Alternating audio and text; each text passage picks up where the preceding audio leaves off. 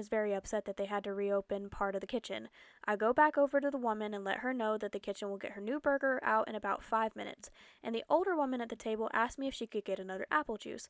I told her no and restated that that part of the restaurant was already closed. She told me I hadn't told them that and I wasn't going to argue with this woman, so I just said my apologies, but she wasn't done.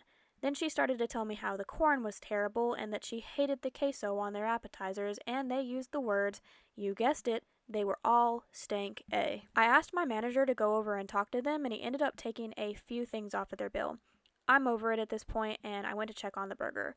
It was done, so I brought it back over to the table, and the woman stared at it again and asked me what the H this is, and I told her it was her burger. And she said she didn't want this stank A burger.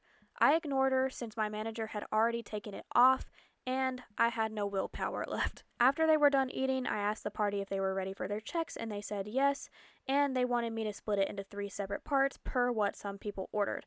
I asked them if someone wanted to take the appetizer or if they wanted to split it into threes, and they said into threes.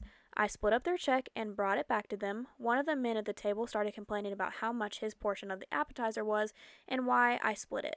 I told him I had asked the table if they wanted to split it or not, and he just said, okay, whatever, I'm sick of this. Stank A place. The first 2 groups paid for theirs and their kids, and the last woman to pay had one of the children pay who couldn't have been more than 8 years old.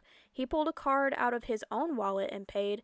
None of them left a tip on the card. I walked away after they had all paid on my computer and walked around the wall to one of the serving stations and looked at my closing partner, and I said, I can't even look at them until they leave. If they didn't leave me cash, they stiffed me. My closing partner was equally frustrated because we were both just ready to go home. And of course, they left no cash on the table, and their check was about $200, mind you, and when they were walking out, they continued to say they were never coming back to this stank A place. What I don't think some customers understand is that I lose money on tables that stiff us because we tip out percentages of food and apple juice. I did thankfully get over $300 because of the other table, but that's not the point. So the moral of the story is don't be like this, people, and treat your servers with respect because we are real people too. And I love being a server, and 99% of my interactions are positive, but the negative ones really stick out sometimes.